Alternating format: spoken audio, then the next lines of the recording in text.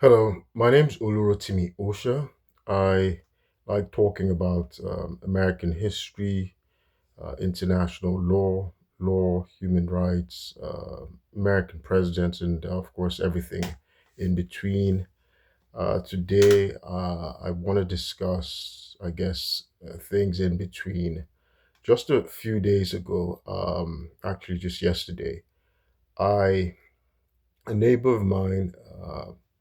Son, came to visit, and I met the son, and he was a member of the U.S. Army, and he's Nigerian. He's Nigerian descent, and I'd made a comment that well, he was born here in America, but he proudly said no, he was born in Nigeria, so he's a naturalized American citizen. He's gone to college. He serves in the military, done several years in the military in the U.S. Army, and there's so many Nigerians like that.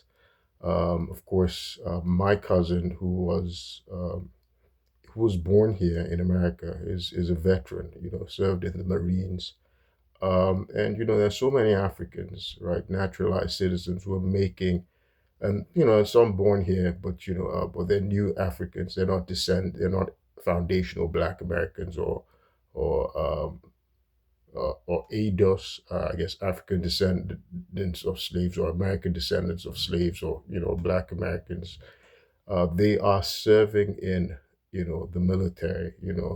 Not because they particularly had an affinity for to be in uniform. I was working for the Department of Defense, the Department of the Navy as a civilian, right? To say thank you, right? As a citizen, as a new citizen, to be able to say thank you, do my own service, right? Uh, I think that's important. I would say that serving in the military should be mandatory for all Americans at some point and not a select group. We shouldn't have a volunteer uh, military. Not because I'm somebody who uh, glorifies practitioners of violence, because that's what the members of the armed forces are. They're practitioners of violence. No, I'm against violence. I'm actually more like I lean more to being a pacifist because of my faith. I'm a Christian, and just in my temperament as well. Um, but what I wanted to talk about is something else. Yesterday as well, I came across a story of a member of you know of the armed forces, actually a sailor who was convicted to 44 years in prison for murder and sexual assaults. After serving his time, he's going to have to register as a sex offender. That's Jeremiah Copeland. Jeremiah Copeland was it was last year. Last year, it was learned that he murdered his co-sailor, a female 21-year-old Angelina Angelina Petra Resendez. He murdered her.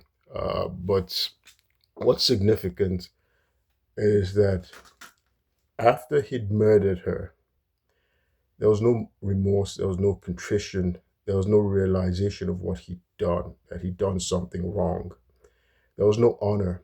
He dishonored her body. He staged it. He did all sorts of things to mask what had he done. Eventually, he hid her body in a suitcase for several days. Eventually, for at least 4 days, they say, and that's what investigators indicate. And then eventually, he dumped it in the woods. Her body in the woods.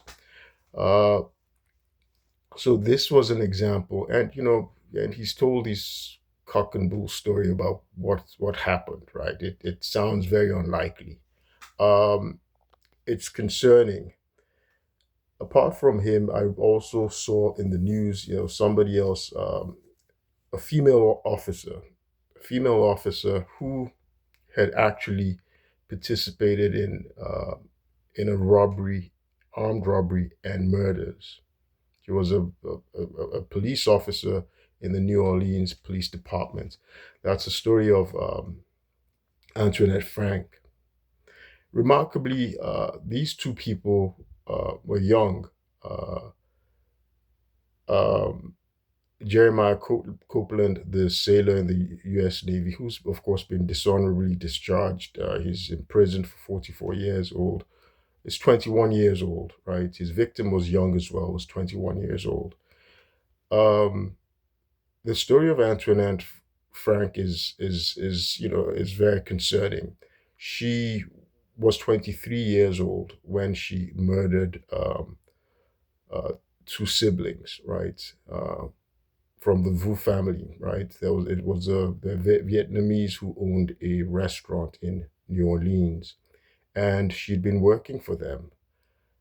She'd been working for them part time as a security guard. Of course, many police officers, they moonlight, get a second job, as as security guards, just like the murderer Derek Chauvin had done as well. In the Derek Chauvin is a police officer um, who killed George Floyd in 2020. So what's concerning, like I said, is that these killers were both young. Um, by the way, they're both African Americans, right? They're both Black Americans. That's uh, Jeremiah Copeland. His victim was a Latina, and uh, there's Antoinette Frank, and her victims were Asian Americans, right? Vietnamese. Um, Something very disturbing about like I said, they were both people in uniform, right? They were both in positions of authority, positions that required integrity and honor, and that the members of the community look up to, right? If you have a problem, you look to a police officer to help you, right, for resolution. If you, and of course, the nation relies on, our sailors, our men, military men and women, for our defense, right, for national defense against foreign threats and aggression. However, something also interesting about these, I was gonna, by the way, I forgot, she staged her. The murders, right, that she'd perpetrated, just like Jeremiah Copeland had staged his. She staged, tried to mask the murders, her involvement in the murders. So after she had murdered two of the Vu siblings, she left the store, the restaurant. Her partner, right? A young guy who was actually, he was a notorious drug dealer, right? His name is Rogers Lacaze, 5 years younger than her, had murdered the security guard that was on record, that was on shift, I was working at the time. He was a white guy, 25 years old, and the colleague of Antoinette Frank. After the murders, Antoinette Frank left the scene and went to, dress up as a police officer, and then got into her police cruiser, and then appeared as if she was investigating, as she was investigating a crime, like she just appeared, right? Um, two two or three, actually three of the restaurant employees, two of them his siblings, had escaped and gone to hide in a freezer, right? They're hiding out in the freezer, and so she couldn't find them. She and her uh you know accomplice could not find them. And so when they left the scene, she went to dress up as a police officer and reappeared, expecting, hoping to lure them out, that they would, hoping to lure out the survivors so she'd murder them, since they were witnesses to a crime. But of course, they outed her when they were smart enough to not to come out, since they knew she was one who had just uh, uh, committed the crimes, and they waited until other police officers arrived, and that was when they came out, and then they reported to the police officers that she was one of the people who committed the murders. She's on death row right now in Louisiana, right? She's on death row. Um, they were both convicted, and Rogers Lacaze was, I'm just going to call him Rogers anyway, but he was also convicted, got the death penalty. But his conviction, his death sentence was commuted to life imprisonment without parole. Um, Something else that's interesting about these two different incidents is they had a troubled past, right? The people in uniform had a troubled past. And in the case of Antoinette Frank, you find that with the subsequent investigations and the trial, there's this like retroactive doom cosplaying that suddenly happened. So you don't know what is real, what is not. Well, it was subsequently revealed that she had been raped since she entered puberty by her father. By the way, I apologize. I don't like to talk about morbid, stuff like this, but there's a reason because I was a victim of people in uniform, right? I've done videos uh, talking about how on May 16, 2023, without committing any crime, I was alone in my home. I'm a law abiding American citizen. I was working in the federal government. The only thing is, I'd filed a complaint against somebody in uniform for harassment, for misconduct, different things, So people in uniform, so this person is a sailor as well, shouldn't be there. Somebody in the uniform. And this person, she was like a fiend. So I was experiencing harassment and I was advised to report it. And all of a sudden, somebody staged a false crisis, a false emergency, and the police were involved in manufacturing this false emergency. They falsely imprisoned me in my home. They shot and assaulted me. They robbed me. They tear gassed me, dehumanized me. Eventually, what they committed also was a sexual assault because I was removed naked in handcuffs from my home and I was recorded. That's in violation of 18 USC 1801, video voyeurism, right? So I was dehumanized. And then what is bad is that the police staged what happened, right? They falsified what happened and turned things around after gaslighting me and made it appear like I was the aggressor. I was, they subsequently charged me, the police officers who shot me. I have permanent scarring on my head from the shot by the police officers. The police officers who shot me, tased me, almost killed me, right, and tear gassed and dehumanized me, committed a sexual assault by recording me naked, removing me, violating my privacy rights. They now claimed I assaulted them, that they were my victim. This has gone on for over 3 years just to prevent me from being able to file a lawsuit against them and to obstruct justice, right? So I've been a victim of people in uniform. They're psychopaths, they're fiends, they're dangerous people in uniform. So that's the reason I'm talking about this. I live to tell that, to provide the truth about what really happened. They constructed a false narrative, right? They script what didn't happen, and they gaslight. So I'm alive to be able to say, no, this is what really happened, right? This is, um, I realize that if I can be a victim, there are others who are victims as well. Just like, and they stage things, right? People in uniform, just like the victim, Angelina uh, Resendez of Jeremiah Copeland, she couldn't live to tell what happened. The same thing as the Vu family, right? Uh, Fortunately, there were survivors who saw what happened and they debunked,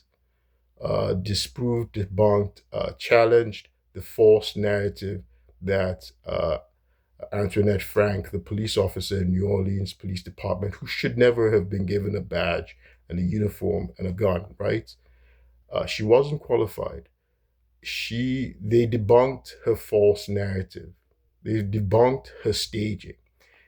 So what is also remarkable is that, as I said, these people had a history. Like they were red flags that they didn't belong in uniform, that these were dangerous people, that they were fiends. Um, I think people should always be given a second chance, right? It's unfortunate, they are, they're emblematic of the doomed American family, the dysfunctional American family, not just the American family, but American society.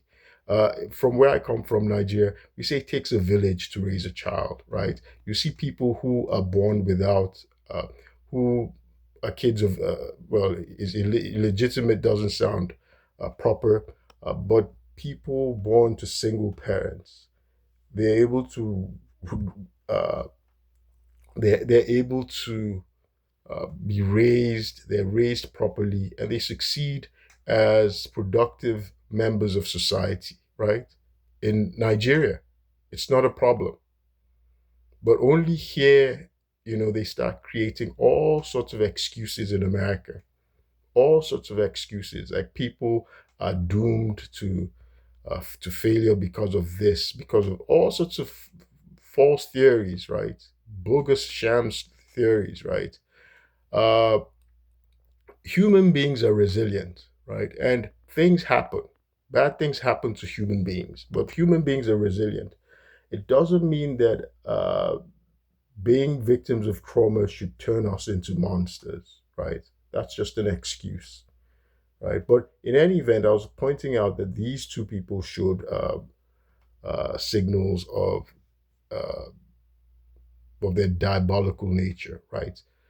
Um, Interestingly, Jeremiah Copeland, um, he was under investigation. He was moved to the carrier USS James E. Williams, where he subsequently murdered his victim, Angelina um, Resendez, after he had uh, allegedly committed sexual assaults on another carrier, that's USS Harry S. Truman. He was under investigation for multiple sexual assault incidents. They said a few days before he murdered Angelina Resendez, he had allegedly raped another woman, a civilian. So, similarly, in the case of Antoinette Frank. Yes, later on, it subsequently came out that she had a history of being a victim of abuses by her father, who was, by the way, a Vietnam veteran, right? Her father was Adam Frank, and they said he had been raping her since she was since she was, since she had entered puberty, and she'd undergone multiple abortions since the age of 16 for him. This is not verifiable, since the claims are that the uh, practitioners who handle the conducted the abortions are, are deceased, But what I was going to bring out was that she had failed earlier attempts to join the police force. And what she failed was the psychiatric evaluations, because apparently you have to have psychological evaluations. There's some professions you should have psychological evaluations. I think it's very necessary for the military, for the police force, right? Uh, in fact, I was a banker, I was a stockbroker. To join banking stockbroker, I remember I had to take psychological tests, right? And I always pass those things, right? So she failed her psychological evaluations twice, two psychiatric evaluations. Eventually, and one person, and one of the psychiatrists said no, that she's not a fit, right, for the police force. She rejected her. Eventually, she got her own private psychiatrist, and that was when she subsequently was allowed into the police force. Apparently, she had a dream to become a cop, right? Despite uh, uh, her history of being a victim of abuse. Um, but something psychiatrists who flunked her noted was that she embellished, she had a pattern of telling lies, right? So they knew that she lacked the character to be a police officer, but they went ahead and signed her up anyway.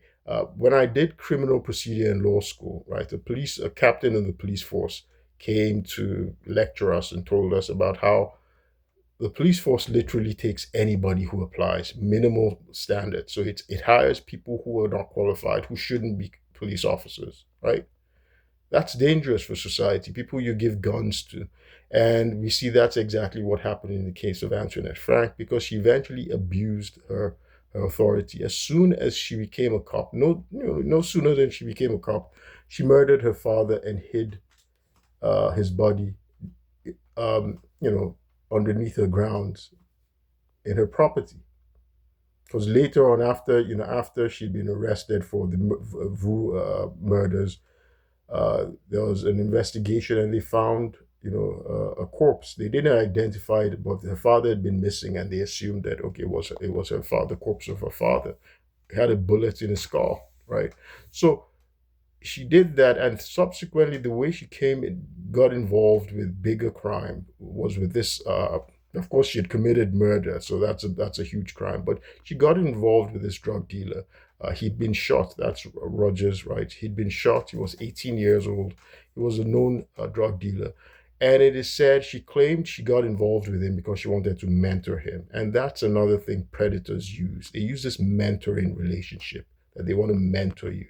uh, Mentoring is good. Not everybody who's mentoring is a predator, but predators in uniform also abuse it. I was a victim of somebody who was saying they were mentoring me when really they wanted to exploit me, and they got in. They participated in something that almost caused my death and caused me grievous bodily harm, a smear campaign, character assassination, caused me to lose my freedom, and I'm still fighting this. I'm gonna do another video and just reveal the atrocities, the abuses I suffered from the Auditor General of the Navy, Donjette L. Gilmore, and her acolytes, right, her minions, her myrmidons. But in any event, this person, Antoinette Frank, got into an intimate relationship with Rogers, who was 5 years her junior, and subsequently both of them started to abuse her authority to victimize the enemies of Rogers, right? They started to harass the enemies of Rogers. They started to frame the enemies of Rogers, right? So you see the atrocities committed by people in uniform, like Antoinette Frank.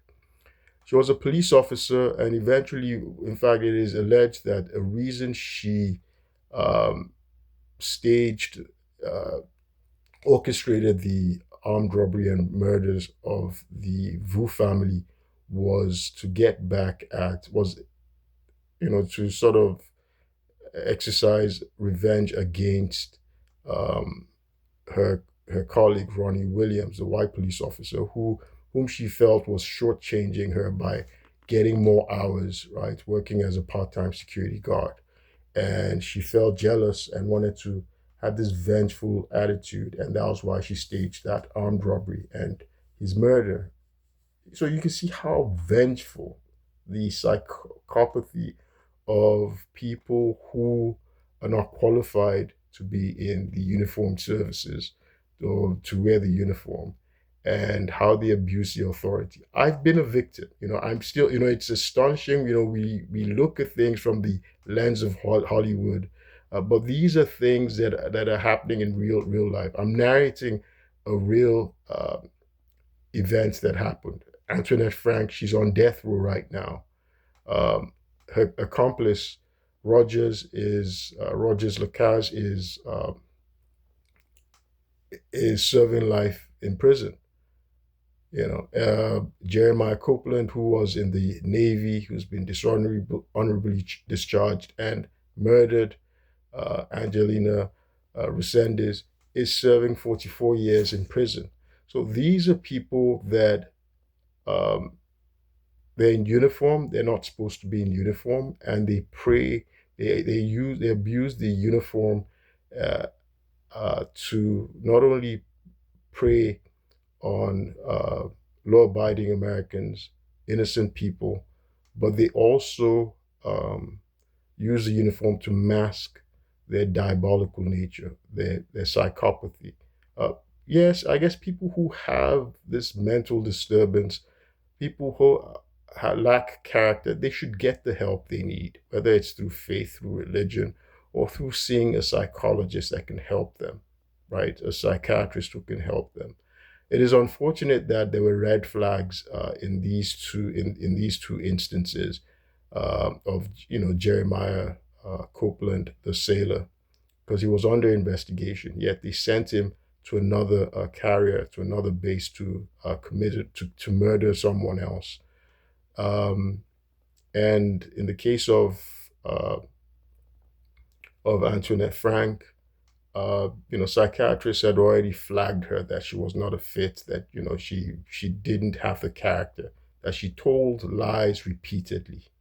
She told lies repeatedly about her qualifications, about so many things, and they knew, but they still made her a cop. They still made her a cop. And unfortunately, the lives she took abusing the uniform, they can never be restored. In any event, I don't like talking about morbid stuff like this, but again, I've been a victim of Montgomery County police officers, including Demarcus Coleman. They assaulted me, falsely imprisoned me, and then they staged what happened. I was robbed, I was shot at, I was gassed, I was dehumanized. And to add insult to injury, the police officers who assaulted me in my home without an arrest warrant, they perpetrated, orchestrated this assault, police assault, in order to smear me, to cast aspersions on my character, which they cannot, right? My friends have come to my support. It's over 3 years now. It is unfortunate that this incident, the event that I, have been victim of, has led me to see the how criminal the criminal justice system, at least in Montgomery County, is. The criminal justice system victimizes Black people, and new African immigrants should realize what it is that they're coming to, right? And I guess they should be prepared to work together as a community to realize that they're targets, right? They're targets not just of a racist, a broken criminal justice system, but also they might be targets of people who look like them, Black Americans who look like them. And just their proximity uh, can make them unwitting victims, right? I've been a victim, right? Not just the broken criminal justice system, but the people who, the judge who, and judges aren't immune to, unfortunately, right? There's been, you know, the news has been agog with the judge, the female judge, Black American judge, and this is not to cast aspersion on or to attack or target Black Americans, no, but there's a Black American judge who has been reprimanded privately, right, for having sex with a Black deputy police commissioner or chief of police, having sex in chambers, and both of them were married to different people. They had their respective spouses, but they were having sex, having an illicit affair, having sex, sordid uh, event in the chambers, right, in the court of law that's supposed to be revered. So the person who filed the false charges against me was a Black American cop. The judge who found probable cause, because they came ostensibly for an emergency petition. They fabricated a false emergency that I wasn't going through. It was a Black judge. The property manager who swatted me in a predominantly white environment I lived in where mostly whites lived in. But the property manager was a Black woman who had uh, sexually harassed me, and I ignored her.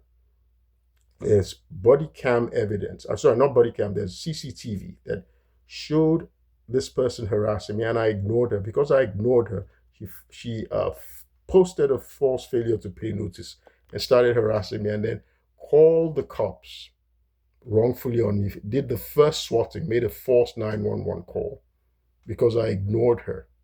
I live in my building. I don't have to be friends with her if I don't want to be friends with her. Made a false 911 call. When the black police officer arrived, that black police officer who arrived, by the way, he had been used to intimidate me once before. He asked me to move out of the building and get a, that yes, that he acknowledged that she harassed me because I recorded the whole incident. He acknowledged that she harassed me and asked me to come and get a restraining order against her. But he also tried to intimidate me by saying, he asked me how much I paid for the building and asked me that, look, for that price, you can get a better place. Why don't you move out? That's none of his business. He should have arrested her when he saw she made a false 911 call. This was in public, right? I locked myself out of my apartment and I went to try and get assistance to get back in. In any event, I've done videos discussing this, but just to point out that blacks, from having proximity to other black people, become targets, right? Victims of black predators, right? Police officers, predators like um, Antoinette Frank, who was dressed in uniform, right? She had staged and framed the enemies of her lover, her younger lover, the drug dealing uh, Rogers Lacaze. So I've been a victim. When you've been a victim, you realize I was robbed once. The only time I've ever had a gun pointed to my head. I had, you know, moved into a black neighborhood, and it was these people I didn't know came to rob me. And black people, so your proximity sometimes makes you a victim. This is something that I have to warn uh, new Africans to be careful of, right? This is not to stigmatize the black community, but to let you be educated. Let us be all educated of what it is, the challenges we face, right? Um, in any event, I'm going to stop this video here. You've heard this saying, crabs in a barrel, right? There are Nigerian crabs in a barrel as well. The person who filed the false emergency evaluation petition, I've done videos talking about that. It was a black man, not just a black man, but a Nigerian man, Jide Warire, who sent cops to my home. But he claims the police called him and said I had been involved in a fight. If the police had called Jide Warire, I've done videos explaining this. Why didn't he call me and ask? If he were telling the truth, why didn't he call me and ask if we're in a fight? I'm a middle-aged man. I was a middle-aged man when this happened. I've never been involved in a fight. He never heard me. No one had ever reported me being involved in a fight. So why would he assume that this was true? Why didn't he tell my family? I have an aunt who's a psychiatrist in the state of Maryland, whom he knows. Why didn't he ask other people? No. Jide Warire lied, orchestrated, participated in my kidnapping under the color of law for months. In any event, I've done videos explaining what happened, but again, this is just as a warning for Nigerians who come to America that they should be very careful, right? Um, things are not, the respect for community, for family, for friendship, right? Honor, those are not values that are upheld in America. And your safety, your life is very important, right? My name is Olurotimi Osha, and I'll keep you posted. Thank you.